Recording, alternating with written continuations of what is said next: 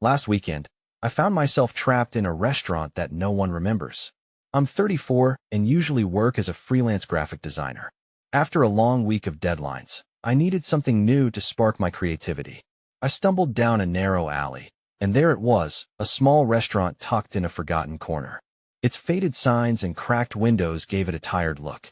I figured I'd give it a shot since I craved a different experience. As I pushed open the door, a strange quiet filled the space.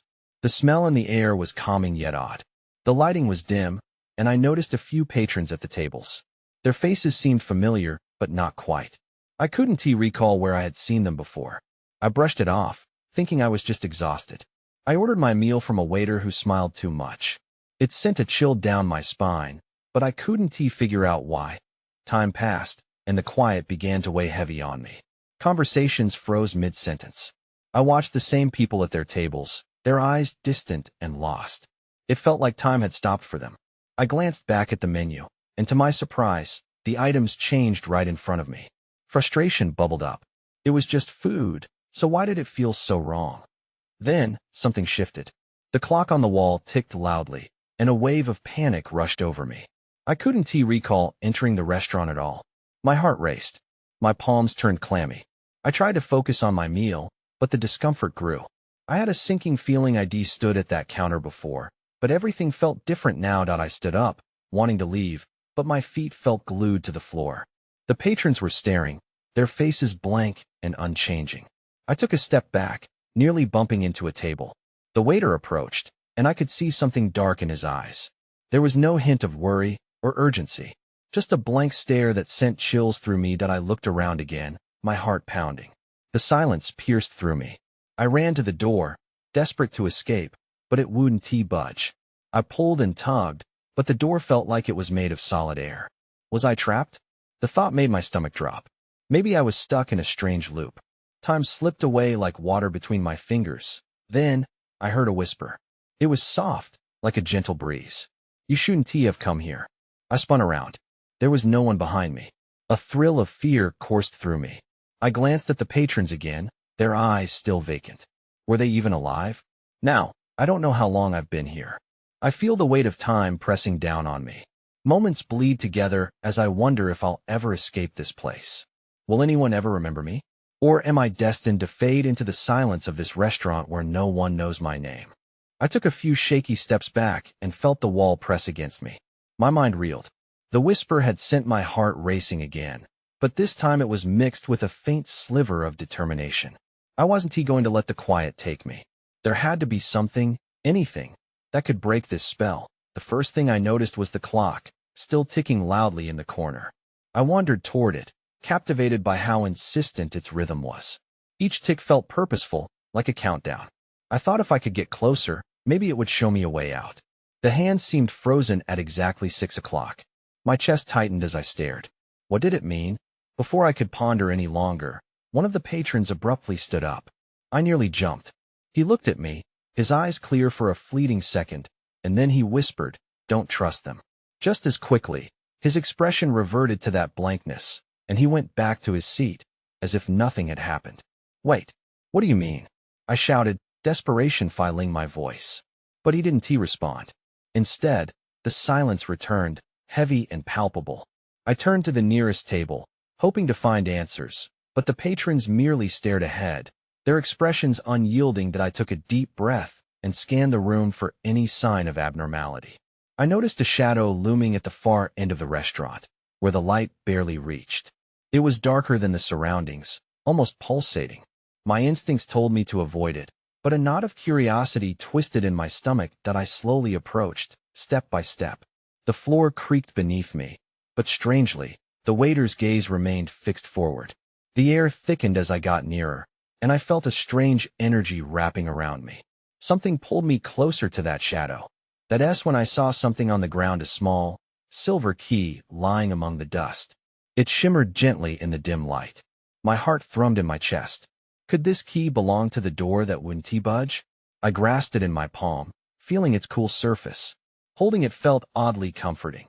But right as I turned to move back to the door, I heard the unmistakable sound of the whisper again, now louder, more insistent. "You shouldn't have come here." They no. Panic spiked in me. Who would know?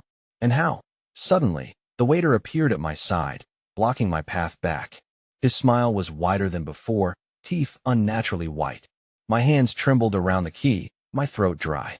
"You're not ready to leave," he said, the words dripping with that same unsettling calmness. "Let me go?" I cried, trying to push past him, but it felt like I was moving through thick syrup. I hesitated, glancing between the waiter and the shadowed corner. They both seemed to beckon me, one with familiarity and the other with unknown danger. The clock ticked loudly in the background. The moment stretched longer, and I knew I had to decide. I could either confront whatever that shadow held or take my chances with the key and the waiter.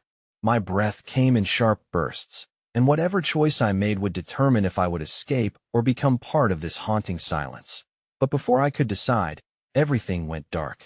Chapter 2. Shadowed Decisions. I woke to the sound of breaking glass.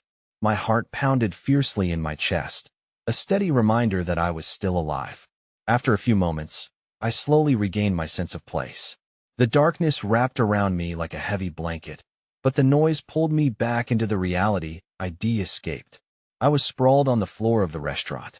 The shadow I had approached hovered nearby, but this time it felt different. It pulsated with an energy that made the hairs on my arms stand on end. I scrambled to my feet, still gripping the key tightly, willing myself to process what was happening. The glass I had heard was now a distant memory, but the feeling of unease remained.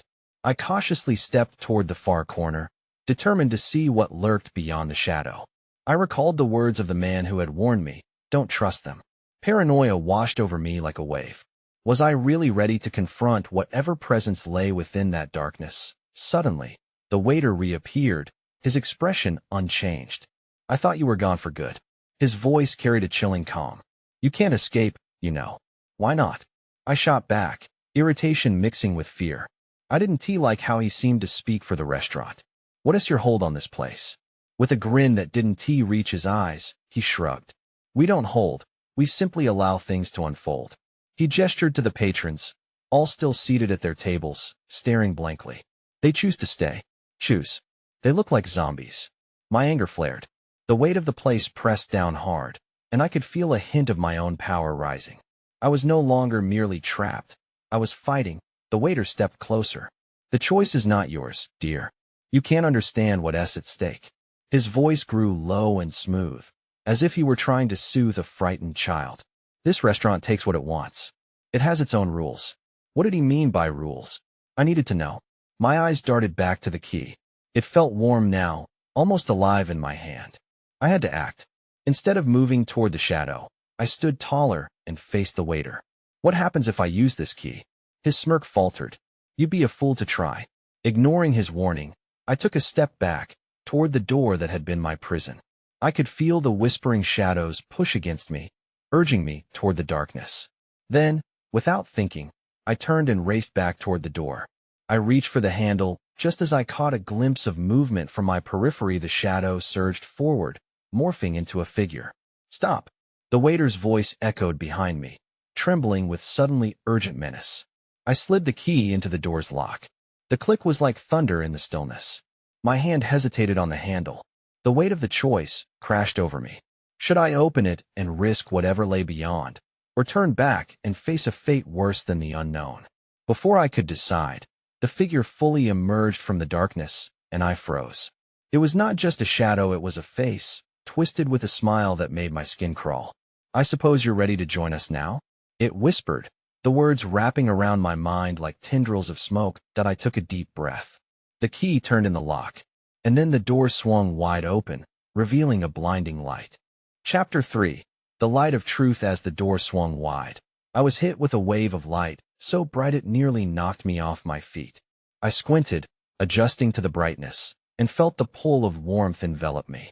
It wasn't the cool, oppressive air of the restaurant. It was alive, welcoming yet disorienting.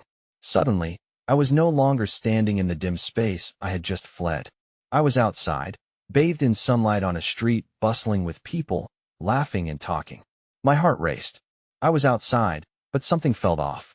Familiar laughter echoed, but faces blurred in a haze of recognition. I turned, searching for something, anything to anchor my thoughts. That S when I saw it. Off to the side was a familiar cafe, a corner shop I used to frequent years ago. I took a step toward it.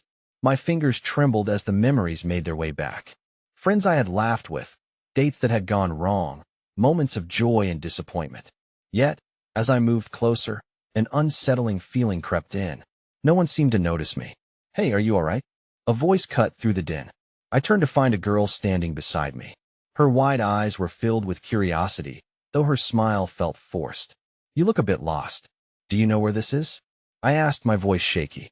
"It looks like the old cafe I used to visit." She glanced at the shop, a fleeting shadow passing over her face. "You okay? That place closed down ages ago. You must be confused." Confused? No, I wasn't confused. I wondered if I had stumbled into some parallel world, a dream that somehow twisted my old memories against me. My heart sank as I realized the implication. I was trapped, not in a restaurant, but in a warped version of my own past. "I need to get back," I muttered, taking a step back, but the words felt hollow. Where was I? Where was the restaurant? Suddenly, a voice interrupted my thoughts. It came from behind me, echoing with that familiar chill. "You're not supposed to be here." It was the waiter, now clothed in the bright light around us, yet his eyes held a terrible darkness. "Why do you keep following me?" I shot back, anger mingling with fear. "What do you want?" "The restaurant happens in moments like this," he said with that same eerie calm. "You were chosen to step outside and remember, but the choice was yours. You could have stayed." "Stay?" I clenched my fists. Why would I ever want to stay in that place? His smile widened. "Because to remember is to hold the past." But he leaned in closer, his breath cold against my skin. "To escape is to lose everything." The light began to flicker as I realized what he meant. Everything I had ever thought about my life hung in the balance, and I felt it slowly slipping away. "It's not a game," I shouted, panic rising. "You can't just mess with people's lives." His eyes narrowed. "Oh, but you just don't know how it ends yet." As the brightness pulsed like a heartbeat, the world around me began to dissolve. The faces of strangers warped into shadows. My heart raced. The line between the past and present blurred. And then everything went dark. Chapter 4. Echoes of the Past. I gasped as my body slammed back into reality. The cool, smooth surface of a table dug into my forearms. Completely disoriented, I blinked rapidly, heart racing. The sound of dishes clinking and low murmuring quickly filled my ears. I was back at the restaurant. But this time, everything felt different. I looked around, trying to make sense of where I was. The dim lighting barely illuminated the familiar space. The same men and women sat at tables, but their expressions had shifted. They were tense, whispering among themselves, casting cautious glances in my direction. I couldn't shake the feeling that something sinister was happening. I sat up straight, taking a breath. "What is going on?" I whispered to myself, scanning for the waiter. I half expected him to materialize behind me, but the air was thick with an uncomfortable silence. Then I noticed the girl from the street, seated at a corner booth. Her eyes met mine, and she looked even more alarmed than before. Where had she come from? I stood, my legs feeling unsteady beneath me, and made my way towards her. "Hey," I called, desperate to bridge the gap. "You were outside with me. Do you know what is happening?" She shook her head vigorously, her long hair swaying side to side. "You shouldn't have come back," she said, her voice low and urgent. "They're watching you." "Yes, watching you." My stomach dropped. "Who? The waiter?" She nodded but didn't elaborate. Instead, she motioned for me to sit across from her, glancing over my shoulder nervously. I hesitated but then took the seat, drawn in by the urgency in her eyes. "What did you see?" she asked, leaning closer. "When you were outside, what did you remember?" I paused, piecing together my thoughts. I saw the cafe, a version of us my past, but it felt wrong, like a trick. The waiter was there, telling me I could stay or leave. Her expression shifted to one of understanding mixed with fear. "He plays with memories. The past is a weapon here. If you remember too much, it may consume you. Everyone here, it's all part of his game." "Game?" I repeated, increasingly frightened. "What do you mean?" "I mean to him, we're just pieces on a board," she said, her gaze darting toward the entrance. "The more we interact, the more we risk losing everything." Suddenly, the lights flickered above us. A cold draft swept through the restaurant, and a sense of dread prickled at the back of my neck. I glanced toward the door, and there he stood, the waiter. I saw his sharp smile and chilling eyes lock onto me as he moved with a slow, deliberate grace toward our table. "I'm glad to see you've returned," he said, his voice smooth yet dripping with menace. "You must understand the importance of choices. Are you ready to face your past?" Panic surged within me. This wasn't just a game. It was a trap. The tension in the room was suffocating. I needed to escape again. But would I have the chance to make that choice? Before I could respond, the lights above us flickered once more, plunging the restaurant back into darkness. The waiter's laughter echoed eerily as I fumbled to find my footing. And then, a door appeared in the far corner, flickering as if beckoning me to run. I didn't think. I bolted toward it, heart pounding, as the sounds of the restaurant faded. I heard the waiter call out behind me, "You can't escape the truth." But I had to try. Chapter 5. The door to dread. I pushed through the door as the distant sounds of laughter and clinking glasses faded to silence. The sudden rush of cool air hit my face like a slap, and I stumbled into a narrow hallway. It was dark except for a flickering light bulb hanging above me, casting long, distorted shadows on the walls that I took a deep breath, heart racing. I could still hear the waiter's taunting voice echoing in my mind. "You can't escape the truth." What truth? I had no idea what I was running from, or where to go next. But I knew staying in that restaurant would only lead to more danger. That I pressed on, the hallway growing colder with each step. I could feel something lurking just beyond my sight. I tried to focus. Where was the girl I had spoken to? Did she leave with me? Or was she still back in the restaurant? I hoped she was safe. A door appeared at the end of the corridor, slightly ajar. I approached it cautiously, listening for any sounds. It was quiet. I pushed the door open, and light flooded in a sharp contrast to the darkness I had just escaped. The room was small and cluttered. Old newspaper clippings decorated the walls, yellowed with age. They were all about the restaurant, its history, its mysterious owner, and bizarre disappearances. I skimmed through some of the headlines. Diners speak of haunting experiences, and mysterious owner lures lost souls. The panic tightened in my chest. Was I just another lost soul? In the corner, I noticed a dusty mirror. I stepped closer, anxiety bubbling inside me. My reflection looked hollow. The girl's words rang in my ears. "If you remember too much, it may consume you." I needed to focus, but fear clouded my thoughts. That S when I saw it, a small, crumpled note taped to the mirror's edge. I leaned forward to read it. "Beware of the memories," it warned. "Once you enter the past, it becomes your prison." My stomach dropped. This was a warning, and I was already ensnared in the web of this place that I could hear footsteps coming from the hallway. My mind raced. The waiter was coming. I had to get out. I turned back to the door, but it was already swinging shut. I rushed toward it, panic tightening my throat. The door wouldn't budge. I pulled and shoved, but it was as if it had become part of the wall. The footsteps grew louder, echoing ominously. "You can't hide from your choices." The waiter called, his voice threading through the cracks of the door. "I don't want to. I just want to leave," I shouted, fear spilling out. Before I could process what was happening, the light in the room flickered and went out. Darkness engulfed me, and I felt the walls closing in. A chill coursed through my body. Then, I heard the unmistakable sound of the door creaking open. A flash of light flooded the room again, illuminating a figure standing in the entrance. "Ready to face your truth?" the waiter asked, a sinister grin spreading across his face. I couldn't back away. There was nowhere to go. But I was determined. "You won't control me," I declared, my voice strong despite trembling knees. His smile faltered for a second, and I saw something change in his eyes, a flicker of uncertainty. In that moment, the hairs on the back of my neck stood up. Perhaps I wasn't as trapped as I thought. What I didn't know was whether I was ready for what came next.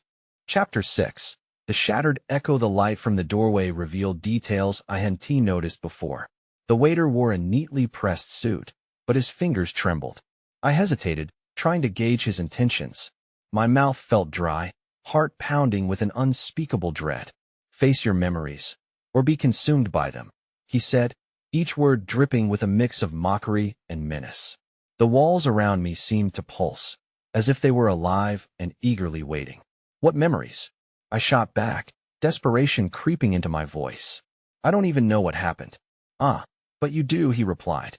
His eyes twinkled with a knowing glint, stepping further into the cramped space. You've been here before, haven't you? Or perhaps you just wish you could forget. Something pulled at the edges of my mind, a nagging sense of familiarity. I shook my head, trying to dismiss possible memories. Fear twisted in my gut. Let me go? I shouted, hoping my defiance would shatter the mounting weight of silence. Now, he chided, raising a hand as if to calm the storm brewing between us. That is not how this works. I glanced around, my eyes landing on the mirror again. The terrifying memory of what I'd seen in my reflection rushed back. Why is that here? I demanded, daring to point at it. What does it mean? Every soul has a reflection, even those who hide from themselves, he said cryptically. He leaned closer, and I could smell something rancid on his breath. Your truth lingers there, waiting. In a sudden burst of clarity, I realized he was trying to manipulate me. I had to find a way out of this.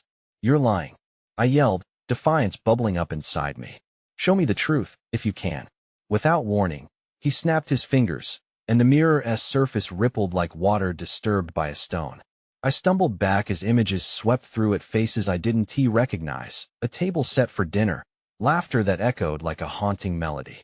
It felt wrong, twisted. No, I'm not falling for your tricks, I screamed.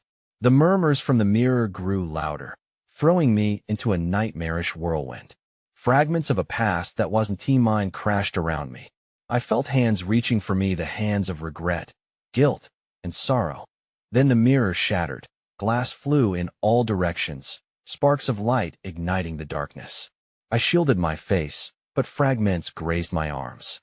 The waiter stepped back, eyes wide with shock. You've done it now. You can't escape the past. I knew I had stirred something deep within me, but would it save me or ensnare me further? In the chaos, I saw my chance. I bolted toward the doorway, adrenaline flooding my veins. The waiter shouted behind me, his voice lancing through the as I reached the threshold. I glanced back. The room erupted into a rain of glass and shadows, memories spilling out like venom into the world. It felt oppressive, each shard of glass whispering secrets I didn't understand. That I burst through the doorway and into the hallway. My breath came in quick, sharp gasps. I had no idea where to run, but I could feel the energy behind me rising, relentless and hungry. The laughter returned, echoing wildly now, but there was another sound, a distant sob, and it called to me. I made a split-second decision. I had to find out if it was the girl. I had to know if she was okay. With determination, I raced down the flickering corridor, not stopping until I found that new thread of sound. Whatever awaited me next, I knew I wouldn't face it alone. Chapter 7. The echo of sobs. I ran, heart racing, echoing footsteps blending with the laughter that haunted me. The sobs grew louder, pulling me toward them like a thread through darkness. I turned a corner and saw another door slightly ajar, light spilling out from the crack. Hello? I called, my voice shaky. I didn't want to appear weak, but the fear was a heavy cloak around me. Inside, a flickering light shone from within like a beacon. The sobs were clearer now, soft and broken, like the sound of a child in pain. I pushed the door open and stepped inside. The room was small, cluttered with old chairs and dust-covered tables. In the center, I saw her, the girl from the mirror. She was curled up in a corner, her arms wrapped around her knees, tears streaming down her round cheeks. Are you okay? I whispered, approaching slowly. The warmth of her presence was comforting, like the sun breaking through storm clouds. But it was mixed with something deeper, a well of sorrow that made my heart ache. She looked up, her eyes wide and fearful. Get away. He'll find you, she cried, scrambling back against the wall. The panic in her voice was palpable, and I felt my stomach twist. Who? The waiter? I asked, glancing nervously back toward the door. I could still hear the laughter in the distance. It felt alive, tainted by something sinister. No, him, she shouted, pointing towards a darkened corner of the room. I squinted, but nothing moved. My pulse raced.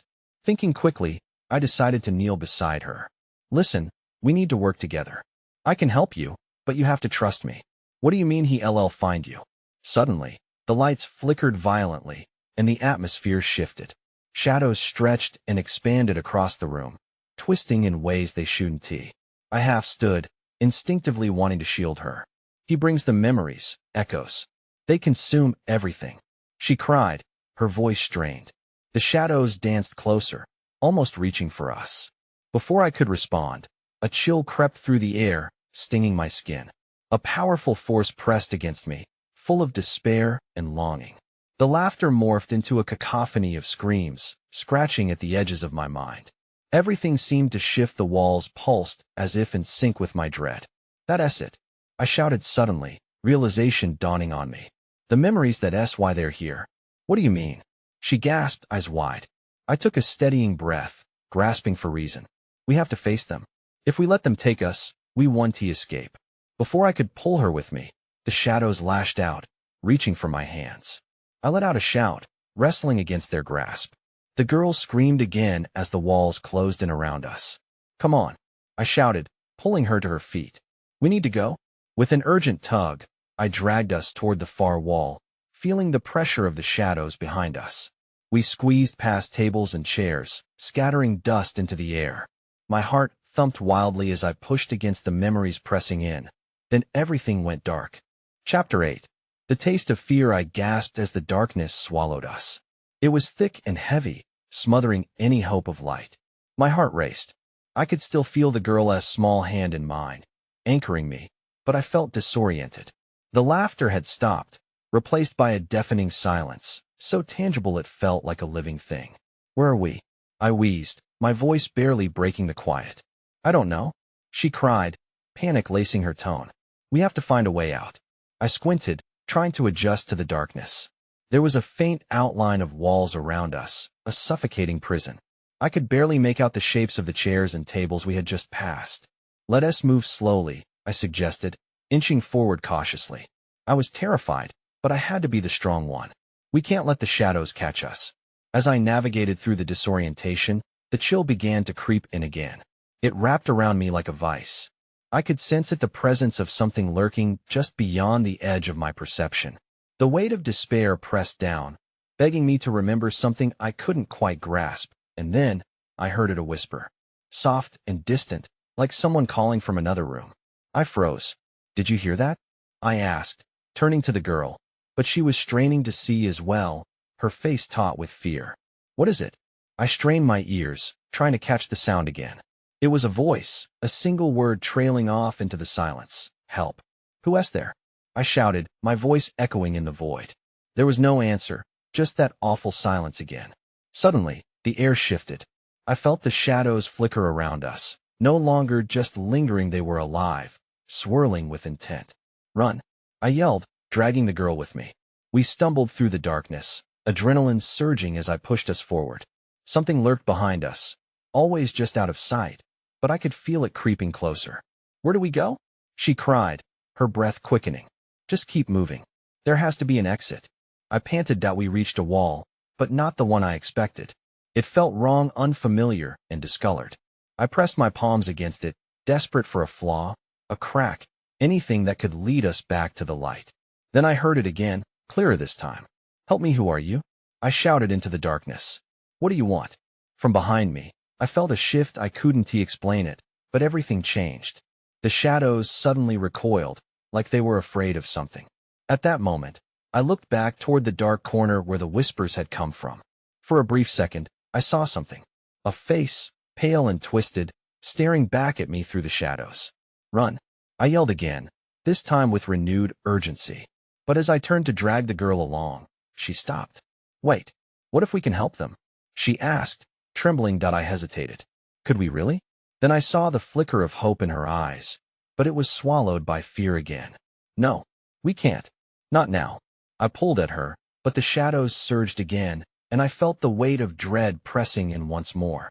That's when I saw a door, barely visible, glowing faintly at the far end of the room. There, I yelled, pointing. The shadows recoiled again, but they were closing in fast. We had to make it before they completely consumed us. With a final, desperate tug, I raced toward the door, the girl at my side, unsure if I'd made the right choice. As the darkness closed in, I sprinted forward, feeling the pull of the world behind me. Would we escape, or would we be trapped forever? The door seemed to pulse as we neared, flickering like a heartbeat, and just as I reached for the handle, something monstrous howled behind us. I pushed the door open just as the laughter returned, a terrible, bittersweet sound, as if the very walls were mocking our attempt to escape. We stumbled through, but would we find salvation or another trap? I stumbled into another crowded room, disoriented but alive. The laughter faded into muted whispers. It was bright, blindingly so, but a familiar warmth seeped through the bright chatter, even if it felt laced with unease. I blinked, trying to make sense of my surroundings. I was back in the restaurant, yet this time, everything felt almost unreal. The patrons were gone, replaced by a different crowd, friends, family, but their faces were warped and indistinct, like someone had painted over them in a hurry. The girl's voice broke through my haze. What happened? She stepped out beside me, her eyes wide with fear, but there was something else there, a flicker of strength. Are we trapped again? I looked around, my stomach twisting into knots. The waiter was nowhere in sight, but a dull hum of anxiety buzzed in the air. This isn't the same, I replied softly. I think we made it out of wherever that was. But what if he comes back? She asked, clutching at my arm. Damn it, I didn't know. I had barely escaped the last horrifying encounter. But perhaps we had stepped into something else, a different phase of his twisted game. And in the back of my mind, a feeling of urgency gnawed at me. Our surroundings shifted again. The walls were adorned with photos, snapshots of laughter, friends frozen in joyous moments, but they felt hollow. They look happy, I whispered, fear running cold along my spine. But something's not right. Do you think the restaurant is feeding off these memories? She asked, her gaze searching mine. I think it may have taken our past, and now it's blending it with something else, I breathed. Maybe it's trying to manipulate us. Suddenly, the bright lights flickered, casting unsettling shadows. The room felt alive, pulsing, and I felt the energy shift. It was palpable, almost suffocating. We need to find a way out, I urged. But we have to be careful. The murmurs grew louder, as if the room was alive with whispers, teasing us to join in with them. I braced myself. Whatever you do, don't let them take you, I warned. The girl nodded, confusion and fear swirling in her eyes as we moved through the crowd, faces blurred together. The laughter rang out, but it felt like they were mocking us. I gripped the girl's hand tighter. This isn't real, I reminded her. These people, this place. Without warning, one of the figures stepped toward us. He was familiar but distorted. It was the waiter, though somehow more sinister, his smile too broad, his eyes too dark. Welcome back, he said, his voice carrying malice. Did you miss us? Get away from us, I shouted, instinctively pulling the girl behind me. My heart raced, fueled by a primal instinct to protect. Oh, but you're part of the symphony now, he continued, stretching his arms wide, and the laughter echoed louder. You can't escape what you are. Suddenly, I understood. If we were pieces on this board, he wanted to keep us ensnared, a part of his macabre performance for eternity. No, we're not joining your twisted game, I yelled defiantly. His grin widened, shadows flickering around him like they were his puppets. Your memories weave the fabric of this place. Whether you choose to stay or leave, they're irrevocably linked to you. How could this be? I had to find a way to separate myself from this entity, to upend the cycle. There has to be a way out, I insisted, my voice desperate. Then I noticed something amid the chaos, an exit door behind the shadowy figure, almost glowing. Over there, I pointed. We need to run. As if sensing my resolve, the waiter lunged toward us, the shadows swirling around him like a torrent. But I could hear the girl's voice behind me, steady and fearless. We can do this. We bolted toward the door, hearts pounding. The air thickened, pressing down on us, but the glimmer of the exit fueled my determination. As we neared, I could see the darkness trying to seep through the cracks, desperately wanting to pull us back in. Keep going, I urged. It's just ahead. The whispers crescendoed, the air humming with malevolence. Just as we reached the door, I turned to face the waiter one last time. You want to have us? My voice rang out as we burst through the exit, the light enveloping us, pushing against the darkness. Then, abruptly, it felt like everything fell silent. I blinked, and we emerged into a forest clearing, the sun casting a warm glow across familiar trees. The air was thick with the smell of pine and wildflowers. We stood facing each other, breaths ragged, bewildered. Did we escape? The girl whispered. I think so. But as I looked back at the towering shadows of trees, a knot of uncertainty twisted in my gut. Had we truly left the restaurant behind, or had we merely slipped into another layer constructed from shards of memory? I didn't know that I turned my back to the clearing, gazing into the depths of the woods. It would be easy to take a step forward and leave everything behind, but a part of me still felt tethered to that haunting place. I moved away from the door and toward the forest, hand extended to her. Let us keep going. Together. Maybe we would outrun the darkness. Maybe. But there would always be a part of me that wondered if part of that restaurant and the waiter would follow I in the distance. I thought I heard laughter, echoing in the shadows of my mind. But the light ahead beckoned, and I pushed onward, uncertain of what lay ahead, but determined not to look back.